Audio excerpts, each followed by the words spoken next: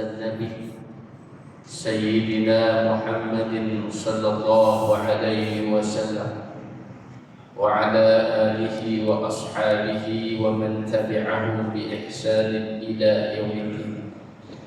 اللهم إنا نعوذ بك من علم لا ينفع ومن قلب لا يخشع ومن نفس لا تشبع ومن دعوة لا يستجاب لها يا الله. Jadikanlah ilmu yang kami peroleh yang manfaat, hati yang tenang dan khusyuk, rezeki yang halal dan tayyibah lagi barakah. Jauhkan kami daripada musibah, penyakit, wabak, bencana dan kematian yang menyakitkan ya Allah. Wassallallahu ala sayyidina Muhammad wa ala alihi wa ashabihi ajma'in. Alhamdulillahi rabbil alamin. Alhamdulillah, kita rafa'kan syukur kehadrat Allah Subhanahu wa ta'ala. Salawat dan salam ke atas baginda Nabi sallallahu alaihi wasallam, para sahabat tabi'in wa atba' tabi'in alladzina tabauhum bi ihsanin radhiyallahu anhum ajma'in.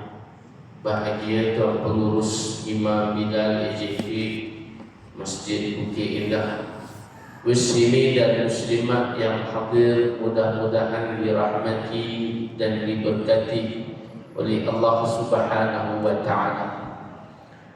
Alhamdulillah, kita bersama lagi dalam majlis ilmu di mana kita membaca kitab Al-Hikam ataupun syarah bagi kata-kata nasihat Ibnu Athaillah, Syekh Ibnu Athaillah As-Sakandari rahimahullah ta'ala. Pada malam ini kita melihat berkenaan dengan tajuk, iaitulah kata ulama, cita-cita kamu hanyalah kepada Allah Subhanahu wa ta'ala. Jadi tajuk pada malam ini berkenaan dengan cita-cita, ya, berkenaan dengan matlamat ataupun tujuan kita hidup ini. Maka apakah dia, ya, sepatutnya cita-cita yang harus yang bagi adanya sepatut bagi kita ni, apakah cita kita? Kalau kita tanya kepada orang banyak tujuan ataupun matlamat dia hidup, ya, kalau tanya orang yang buat perniagaan, maka cita-cita dia menginginkan keuntungan, nak untung, profit. Nak, kalau tanya pelajar, apakah cita-cita dia? Dia nak menjadi pelajar yang cemerlang.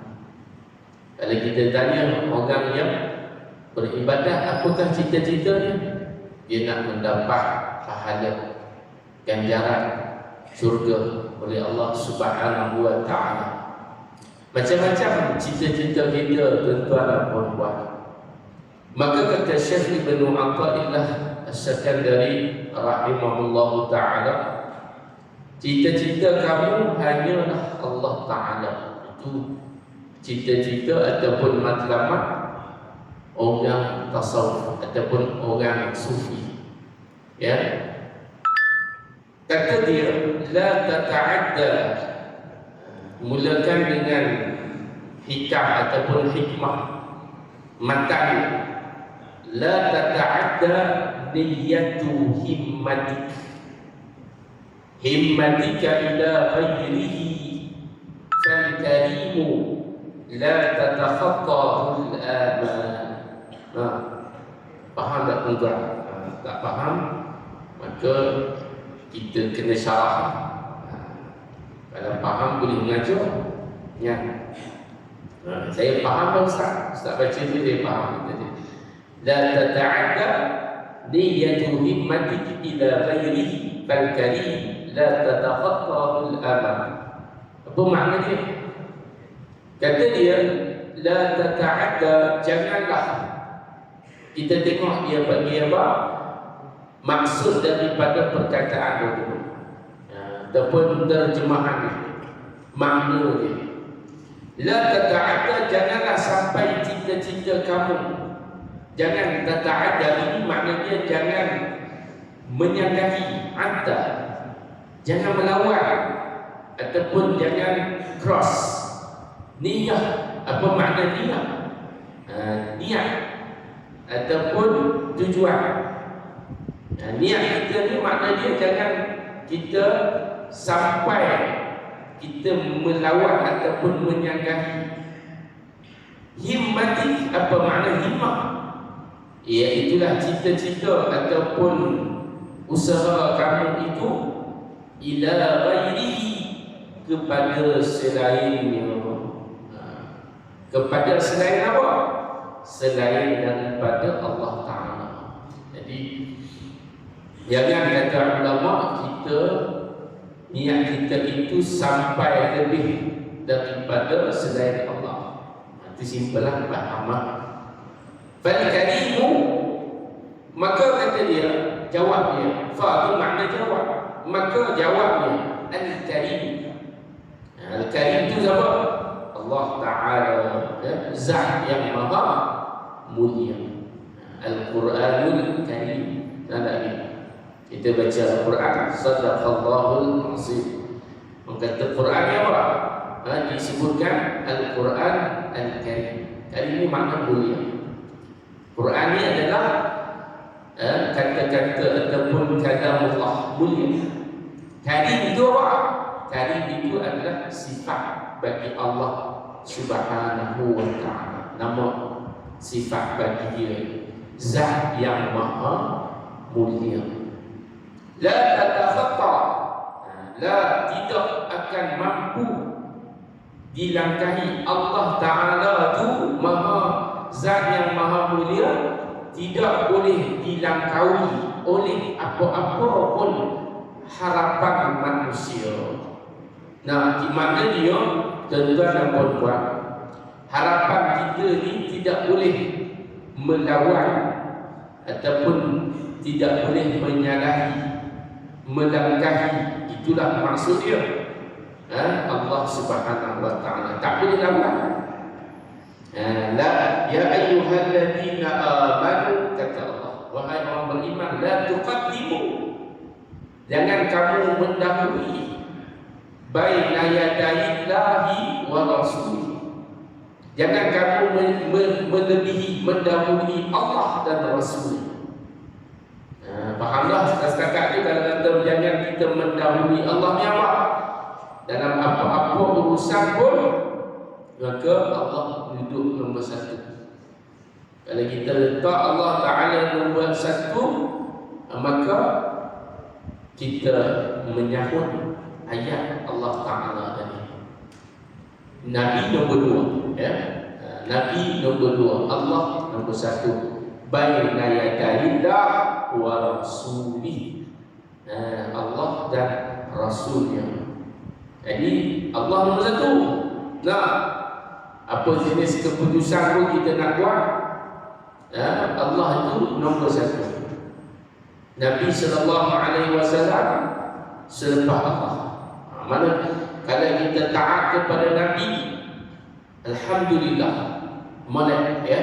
Tetapi jangan sampai meletakkan Nabi atas daripada Allah. Itu boleh jadi, kan? Tanda jadi tentara. Ada orang sayang Nabi SAW, tapi dia lebih daripada Allah. Tak jadi itu. Nah, sampai dia kata Nabi ini Tuhan. Ada baru ni melalui apa nama, ajaran tak betul lah, bahasa dia ajaran sesat. Nama apa? Sihab, kan? Dia kata Nabi ni tak ada kemaluan. Pulak dah. Nah, itu kalau tak ada kemaluan, macam mana Nabi ada anak? Tak. Memang kita tahu dia sayang Nabi SAW, sallallahu alaihi wasallam. Kita pun sayang. Nah, tapi meletakkan Nabi melebihi Allah, itu adalah dipanggil suatu apa? Suatu benda yang tidak patut. Dah. Allah Ta'ala nombor satu, Nabi setelah Allah. Bukan kita nak kata Nabi nombor dua, tidak. Nabi ini sebagai manusia, sebagai Nabi ikutan kita ni, memang kita tak nombor satu lah. Tetapi selepas Allah, Nabi pun ikut Allah. Nah, Allah Ta'ala ni nombor satu. Sekat tu mana faham.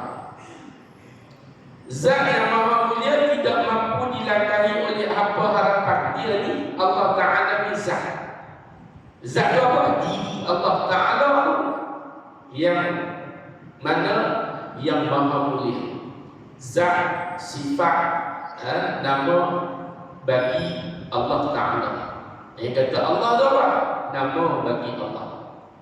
Nama bagi zat yang dima'ruf, diketahui dengan nama Tuhan. Nah, Tuhan itu apa? Allah. Allah itu apa? Esa. Gitu. Qul huwallahu ahad. Allahus samad.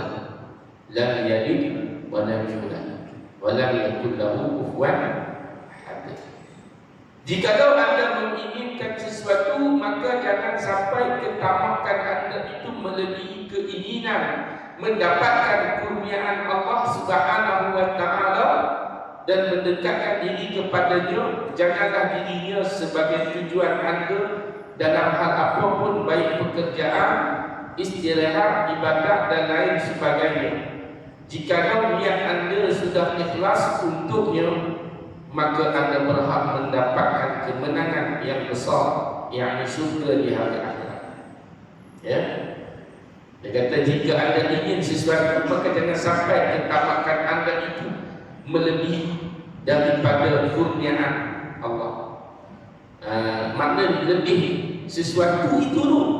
Anda nak cerita sesuatu itu lebih daripada Allah Ta'ala, lebih daripada tujuan dalam apa pun, pekerjaan ke, ibadah ke, istirahat ke, dan lain-lain. Itulah kita ni tuan-tuan. Qul inna salati, ini pegangan kita ni adalah qul inna salati. Sesungguhnya salat kita ni, ibadah kita ni, hidup kita ni, mati kita ni, lillahi rabbil alamin. Hanya semata-mata mujarradan ila Allah Ta'ala. Tak payah lebih fikir apa lah. Kita buat tu kerana kita nak mendapatkan apa? Lillahi, kerana Allah. Kerana Allah Subhanahu wa Ta'ala. Untuk apa? Laku ditahsin, untuk mendapatkan redha Allah. Kerana Allah, buat kerana dia. Kerana dia. Bila kerana dia, mana ikhlas? Wa ma umiru illa liya'budullaha mukhlishina lahu hunafa. Lurus, hanifah. Lurus makna straight. Niat itu dia betul, straight. Tak ada kakuk, kiri kanan, tak ada. Buat kerana nak buat ni tak ada, kerana dia. Jadi nak sebulat hati tu, kerana Allah Subhanahu wa Ta'ala tu nampak macam mudah, tapi cara dia ataupun cabaran dia susah. Mudah dia tentang sebut, tapi nak amal payah. Ikhlas ni susah. Susah nak cari tentang, tak jumpa. Ikhlas dia tak nampak, tidak tentang. Sebab tu kata ulama dalam banyak-banyak surah, kebanyakan surah ini semua ada nama surah itu, ada perkataan secara langsung dan tak langsung di dalam surah tersebut. Nah, contohnya surah Al-Fatihah. Maka dia duduk pada permulaan. Fatihah mana buka opening the opening, pembukaan. Dia buka dengan surah Fatihah, kenalah. Al-Baqarah pula Allah Ta'ala sebut dalam surahnya ada perkataan Al-Baqarah. Jadi tuan-tuan tengok cerita drama apa, dia ada dalam drama tu, dalam filem itu dia ada nama berkait dengan tajuk dia. Contoh surah Al-Baqarah cerita sebut Al-Baqarah ada innal baqara tashabaha alaina qalu ud'u lana rabbaka yubayyin lana ma ada cerita. Surah An-Nisa ada ayat An-Nisa ada dalam tu yang tentang perempuan, wanita-wanita. Surah Al-Ma'idah ada cerita tentang Ma'idah, Ma'idatan minas sama. Surah Al-A'raf ada Al-A'raf. Semua ada sampai 113 surah. Satu je surah yang tak ada tuan-tuan. Kan? Surah yang tak ada nampak macam tak ada kaitan dengan nama surah ataupun tajuk surah. Surah apa dia tuan-tuan? Al-Ikhlas. Surah Al-Ikhlas ni mulakan apa? Qul huwallahu ahad, Allahu samad, lam yalid wa lam yulad. Tuan-tuan, mana Al-Ikhlas? Qul huwallahu ahad, Al-Ikhlas ada. Dah. Mana baru dia tuan-tuan? Apa? I'jaz kata i'jaz Al-Quran, i'jaz surah, ya. Cerita tentang Al-Ikhlas ini adalah satu benda yang tak disebut secara langsung, tak nampak maksudnya. Mana nampak? Ikhlas mana nampak? Kan kalau kita semayang kita nampak ikhlas. Kita tak payah semayang lah. Tapi mayang tak ikhlas, tak terima, kena semayang lagi. Jedok begitu tak?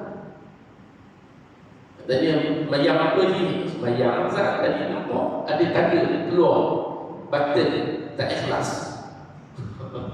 Nah, dia lagi logik ikhlas, logik lah. Tapi Allah tak tunjuk. Kalau Allah tunjuk, tuan-tuan, kita jadi duduk tak gimana lah, duduk ulang benda. Jadi Allah Ta'ala dia bagi kepada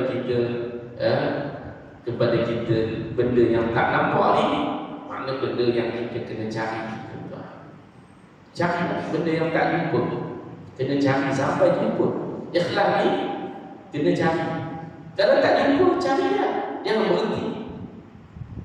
Jadi saja ni tak ikhlas semayang sah, mayang pun tak ikhlas, tak nak, jangan gitu. Maknanya kita kena cari, mayang lagi, usaha lagi, sehingga kita bertemu dengan keikhlasan. Kerana keikhlasan itu dia duduk dalam usaha kita, dalam setiap pengorbanan yang kita usahakan. Ikhlas itu bukan terus dapat, dia kena usaha. Sebagaimana kita usaha mencari kehidupan dunia, mencari kesenangan, maka keikhlasan lebih bernilai daripada dunia dan seisi dengan dia. Khairun minad dunya wa ma fiha, lebih baik daripada dunia. Kerana ikhlas ni dia duduk dalam agama. Benda agama ni benda mahal tuan-tuan. Sebab tu tak ramai. Benda mahal ni orang tak dapat, tak ramai yang memiliki dia. Ada. Jangan sampai anda menombor dua. Baru nak sebut tadi, ulama sebut lah. Jangan sampai anda menombor dua kan ayat ni. Atau menombor dua kan, ataupun menjadikan nombor dua tu Allah. Misalnya, contohnya, anda lebih mementingkan pekerjaan daripada beribadat kepada Dia. Kan? Kerja ni lebih utama daripada ibadat, kata dia. Ada dia kata ibadat itu kerja Ustaz. Betul. Tapi dia ibadat yang umum, tuan. Dia bukan khusus ibadat umum. Dia kena buat yang khusus, yang wajib itu. Kerja tak wajib. Kerja harus boleh buat, boleh tinggal. Kalau wajib kerja, orang tak ada kerja, dosa orang. Masa tak kerja ni, dosa pun ni. Tak ada gitu. Betul tak ni? Yang dia, makna dia harus. Dah kalau ada duit, tak ada kerja lah apa. Angan-angan makcik ni, duduk angkat. Satu masa, lapar, turun makan. Tanya nak kahwin dengan apa? Anak raja. Dia nak. Tak kerja pun duduk kampung kan. Tapi hati senang. Itu anak. Jadi yang wajib apa dia? Yang Allah Ta'ala tuntut. Talabu minna di ibadatillah. Apa dia? Adalah dengan benda yang wajib. Apa? Sembahyang, puasa, zakat, haji dan umrah pun dia bagi yang mampu. Sebab Allah tahu tak semua mampu. Tambah ada tuan-tuan dan puan-puan. Tuan-tuan nak tengok orang pergi umrah zaman sekarang. Kan? Bukan mudah nak pergi. Tak ada duit, memang tak ada duit. Kemampuan, istita'ah, kesihatan, selamat perjalanan. Jadi beribadat kepada Allah Subhanahu wa Ta'ala itu, kata ulama, lebih utama daripada pekerjaan apa? Pekerjaan dunia.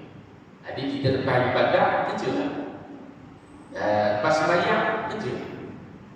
Kerja pun ibadat sebenarnya. Jadi disebut qul inna salati wa nusuki wa mahyaya. Wa mahyaya itu apa? Pekerjaan. Hidup kita nak hidup. Ma'isyah. Tapi kalau pekerjaan itu menyebabkan Allah murka kita, tinggalkan. Ya. Nabi sebut dalam hadis akhir zaman, Nabi kata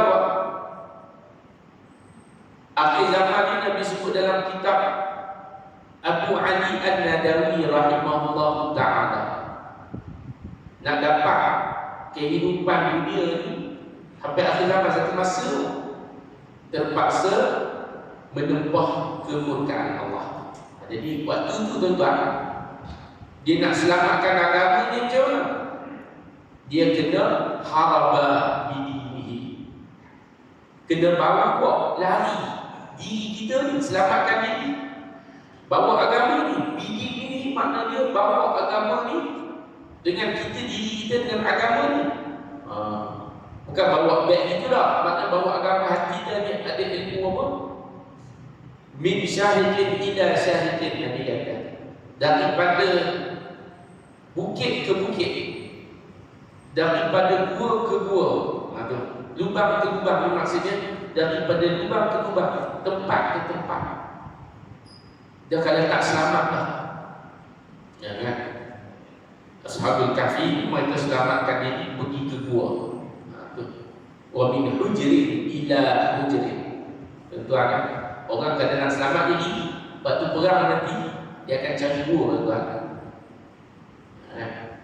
Itu selamat diri, selamat agama, kena duduk tempat yang orang tak nampak. Itu maksudnya.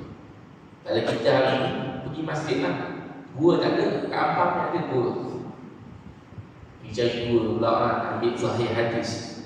Dicari tempat, satu tempat yang boleh selamatkan, boleh menambahkan iman kita, boleh mendekatkan diri kita kepada Allah. Mestinya yang tenang, tenang sungguh tuan-tuan. Sampai dengar kuliah ni boleh lena. Ada cerita tuan, dia ni orang bukan Islam lah. Dia tengok orang Islam di masjid, dia ni merata dah pergi mana ada tempat orang luar pergi. Orang dia ni travel, Dia pergi rata-rata tapi dia ada masalah, tak boleh tidur, bagi dia insomnia. Jadi tuan-tuan dan puan-puan, dia tengok orang Islam, dia pun pretend buat pakai baju pergi masjid. Dia bukan orang Islam. Lepas tu dia pergi, dia tengok orang lepas habis sembahyang ada sermon ataupun ada apa kuliah kita. Dia pun duduk, dia duduk tengok, dengar tertidur lepas. Jumpa jawapan, masuk Islam. Pasal dia tidur, tengok orang tidur, dia tidur juga. Tak salah tidur. Orang kata tenang dia, ki dia tu tenang sungguh. Mana nak cari tempat tenang. Orang siapa bayar mahal, healing. Kan? Dia nak cari ketenangan, dia sanggup pergi tempat macam pantai apa, tak perlu kan. Tenang ni kita duduk zikir tenang hati dia tuan-tuan. Baik, menduakan Allah Ta'ala nombor 2 jangan. Lebih mementingkan membeli mobil, tak mobil. Mobil ni kenderaan. Kalau kita mobile ni makna handphone, di bahasa Indonesia pak. Kan? Rumah mewah daripada menyambut seruan di tanah suci. Apa makna dia? Sanggup beli kenderaan, sanggup beli rumah. Kita kalau tak ada rumah ni, beli dah rumah. Tapi dah ada rumah, beli lagi rumah. Tak pergi haji, tak pergi umrah. Jadi jangan lebih penting benda itu daripada ibadah yang wajib. Itu wajib. Haji umrah ni wajib. Kalau kita boleh pergi tuan-tuan, pergi jalan apa Eropah, kita boleh pergi sana, tapi dalam tabung haji contohnya segupang pun tak ada duit, tak ada usaha, berdosa kita tu lah. Ulama kata, bukan saya kata, pasal kita tak ada usaha, benda tu wajib. Bagi sempurna dulu rukun ni, menagi mana pergilah. Alhamdulillah kalau dah pergi haji, pergilah mana-mana pun di bumi Allah. Tapi nak kalau pergi lagi pun, pergi lagi lebih baik. Nabi sebut dalam hadis 3 tempat: Mekah, Madinah, Aqsa. Itu pula tempat tu kalau kita ibadah, pahala dia banyak tuan-tuan. Pahala dia banyak. Kali sembahyang di Mekah ni ratusan ribu pahala. Di Madinah ratusan ribu pahala tuan-tuan. Sembahyang, solat di sana. Berarti bila balik kan Malaysia, dia tak datang masjid. Haji mana lama tak nampak? Ustaz takkan tak tahu pun. Tak tahu apa. Saya kan mau balik haji. Habis tu, pahala banyak dah Ustaz. Bagi kat orang lain sikit, dia itu lah. Bagi kat orang sikit, dia ingat share-share, passing divide, bahagi tambah. Ingat itu kerana tanda-tanda kita dapat haji mabrur ni, bila kita balik lagi ibadat kita istiqamah. Itu tanda dia. Tanda-tanda haji mabrur ni tidak ada ganjaran yang lebih besar daripada syurga. Apabila pulangnya kamu, raja'a ila baitihi, kembali kepada rumah, kembali kepada tempat qaryah, maka bertambah lagi ibadat kamu kepada Allah. Kalau dulu sebelum pergi haji, dia mari 3 kali masjid, 3 kali solat waktu. Lepas balik haji 5 kali tidak berhenti. Itu tanda haji dia Allah terima. Tanda lah, tanda ni Allah Ta'ala sebut dalam Quran. Tanda kematian, tanda solat kita terima. Apa tanda solat kita terima tuan-tuan? Solat lepas sembahyang kita dia boleh jadi benteng, jadi apa? Tanha, nahi apa? Boleh menjadi mencegah perbuatan keji dan maksiat. Aku nak buat maksiat ni, tadi lepas diingatkan kita. Yang macam tu solat dia Allah terima. Inna salata tanha, dan dia apa? Inna salata tanha anil fahsya'i wal munkar. Kita dah semakin, itu tanda taubat kita diterima. Nabi sebut dalam hadis juga, tanda-tanda ibadat taubat yang Allah terima, berubah waktu, berubah majlis, berubah makan, berubah pakaian, semua berubah kepada yang lebih baik. Kalau tidak pun istiqamah macam tu okey. Ya. Kalau nak lebih baiklah. Betul. Ini dia bagi apa? Dia bagi beriman adalah apabila kita haqqah tuqati sebenar-benar yang terbaik, yang mampu kita buat yang terbaik. Anda lebih mendahulukan kepentingan primer ni maknanya yang pertama lah. Primary yang nombor satu. Primary school, sekolah first. Sekolah apa? Sekolah rendah. Tadika dia tak panggil primary, dia panggil preschool. Utama dia apa? Anda lebih mendahulukan kepentingan primer daripada mengeluarkan kewajipan zakat yang diperintah. Kepentingan primer apa? Kepentingan dia hidup mungkin bahasa. Tapi pada bayar zakat, dia buat benda lain. Ya. Dia beli benda-benda daripada nak zakat. Zakat ni pun tuan-tuan, kita bayar berdasarkan apa? Pendapatan kita. Zakat ni pun banyak. Zakat fitrah, zakat simpanan, zakat harta, zakat emas, zakat tanaman. Bukan mana tanam-tanam tu bayar zakat, tidak. Tengok haul cukup besar, ya. Beri banyak lagi contoh yang lain yang bisa kita jadikan patokan. Jadikan apa? Contohlah maksudnya. Dia adalah zat yang maha kuasa. Apapun yang ada minta, dia kabulkan. Allah Ta'ala ni, kata ulama, apa yang kita minta tuan-tuan, Allah kabul. Jangan risau. Wa qala rabbukum ud'uni astajib lakum. Ya. Wa qala, firman Allah, mintalah kepada aku, kata Allah, astajib la, maka aku jawab tu. Kita minta tak dapat, itulah jawapan dia, tak dapat. Kamu tak boleh, kalau kamu nak juga nanti kamu lupa aku. Betul tak? Betul tak? Itu tak betul. Apa Allah tak betul, kita tak betul. Minta nak jadi kaya, betul tak? Kaya dah lah ni, dah boleh ngaji masa banyak, kaya lah tu. Kan kita ni tuan, kalau kaya pun tak boleh makan buat apa? Pergi jumpa doktor.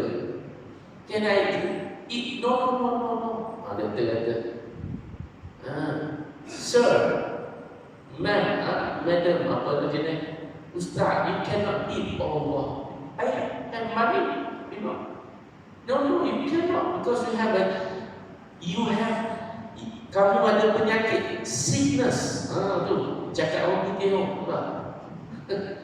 macam-macam sickness, illness apa, dia kata tak boleh makan tambah penyakit. Lepas tu apa guna? Apa benefit ada duit? Your money transfer to your dollar. Boleh kanak kita lah. Minum kan? Drink. Just, dia kata boleh kan? But, apa? Sky juice. Dengar sky juice, dia kan juice, rupanya air kosong. Dah. Itulah maksudnya.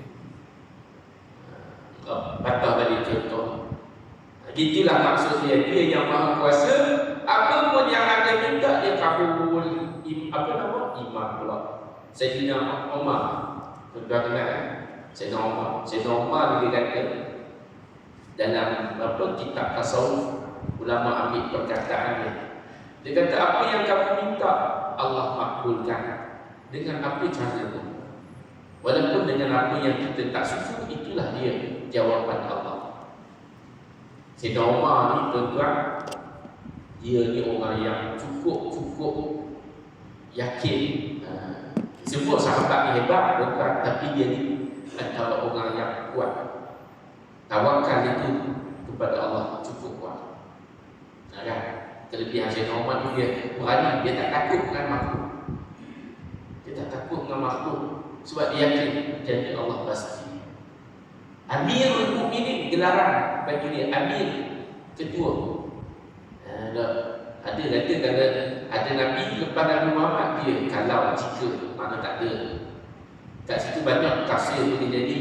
Makna dia kalau ada, makna memang tak ada Nabi. Yang kedua, iaitulah sikap Sayyidina Umar ni, dia macam dengan Nabi sallallahu alaihi wasallam, tegas dia. Sebab nak jadi ketua ni kena tegas, berani kan tuan-tuan. Sayyidina Abu Bakar pun hebat, ya. Khulafaur Rasyidin. Dia kata kalau kita minta apa Allah bagi dengan cara Allah. Allah Ta'ala bagi lambat. Yang lebih baik itu sebab lambat. Allah Ta'ala tak bagi langsung, itulah yang terbaik. Ada satu perkataan dia kata, jika kamu meminta Allah memberi, maka Allah menguji dengan kurniaan. Allah nak tengok kamu, Allah nak uji kesyukuran kamu. Jika kamu meminta Allah memberi, maka diuji dengan kesyukuran. Nak syukur ke tidak? Uji. Jika kamu meminta Allah menangguh, maka Allah menguji kesabaran masa, time factor. Jika kamu meminta Allah tidak memberi, padahal Allah memberi, menguji keimanan. Tiga tuan. Kalau dapat, syukur, uji syukur kita. Kalau lambat, sabar. Kalau tak dapat di dunia, iman. Nak tengok kita ni beriman ke tidak dengan dia. Tidak minta-minta tak dapat, usaha tak jadi, asyik tak jadi, syafiyun semua, banyak derita. Itu makna nak uji iman. Siapa? Wa basyir sabirin. Penutup dia tuan-tuan, dia kata dalam bab ini, kerana anda meminta kepadanya maka dia justru marah. Dia kata, ulama tasawuf kata, dia Allah dimarah kalau anda tidak meminta kepadanya. Betul? Allah ni dia nak kita minta kepada dia. Sebab dia suruh, udhu ni minta. Bukan Allah kata, tak apalah kau tak minta, tak apa. Tak ada. Dia suruh kita minta pasal Allah ni dia maha kaya. Dan kalau tak minta tu dia marah. Allah marah kepada orang yang sombong, tidak mahu minta kepada dia, sombong, enggan, refuse, aba wastakbara wa kana minal kafirin. Orang putih pula. Orang putih pun ada beriman. Tak, orang bukan Islam, non Muslim. Dia tak minta, dia tak sebut nama Allah. Rabbana tak ada dalam kamus hidup dia. Allahumma tak ada. Kan? Tapi ada ke orang kafir, orang yang Yahudi Nasrani dia minta.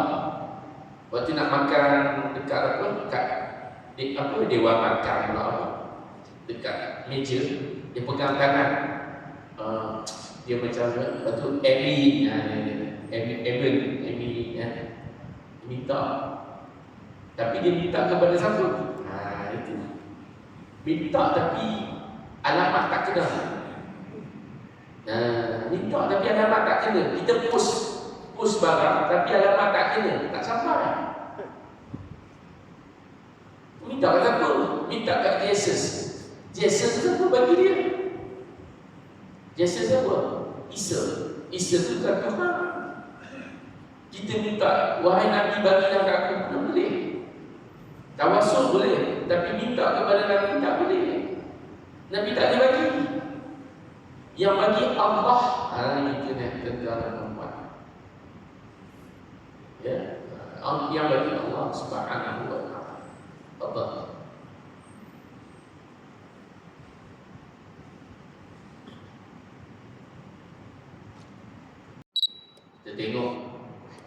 kumpulan ataupun penghujung di hujung dia kata dia justru marah jikalau anda tidak meminta kepadanya, yang berdasarkan ayat Quran yang kita sebutkan tadi.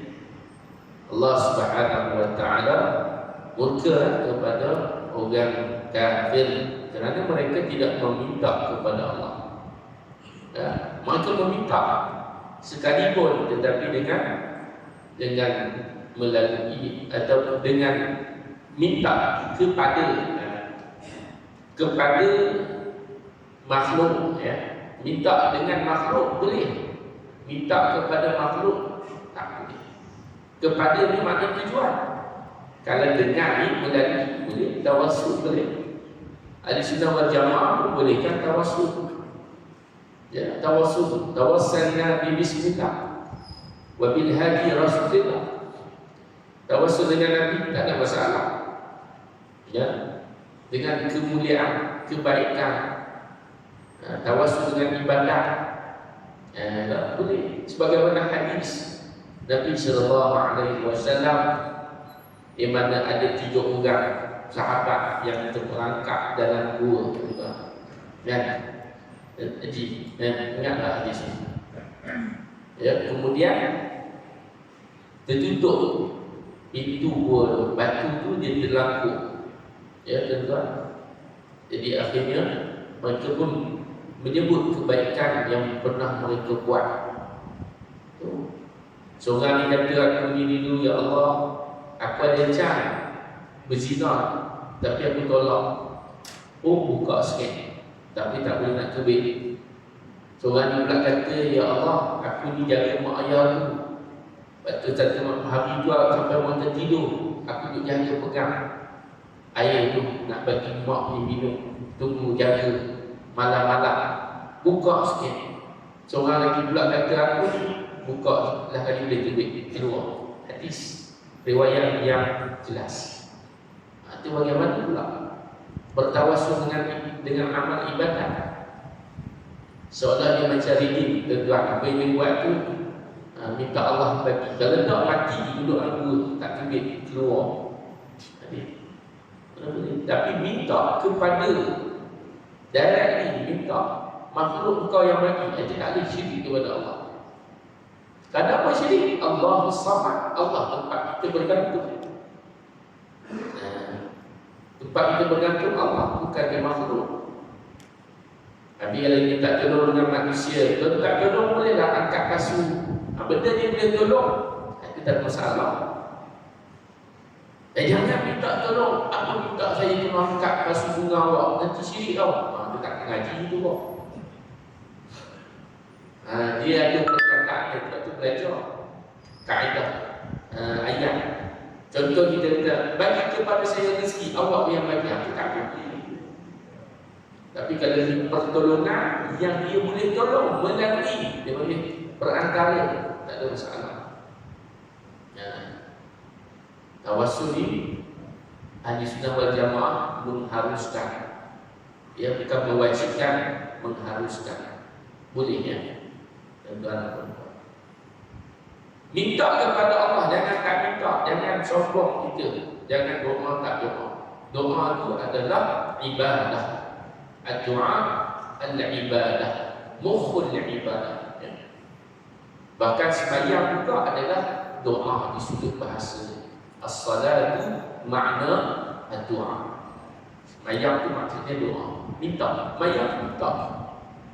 Sujud kita sebut zikir, minta Allah muliakan kita, Rabbil Fili, ada selawat, ada Quran, ada selawat, ada zikir, semua ada complete vacation sembahyang. Sembahyang itu maksudnya doa. Sebab tu ada orang kita kata saya tak doa, dia kata tu dah doa dah Ustaz. Pula dah. Ada puak-puak ataupun fahaman, dia kata tak payah doa, kalau kita dah doa tadi.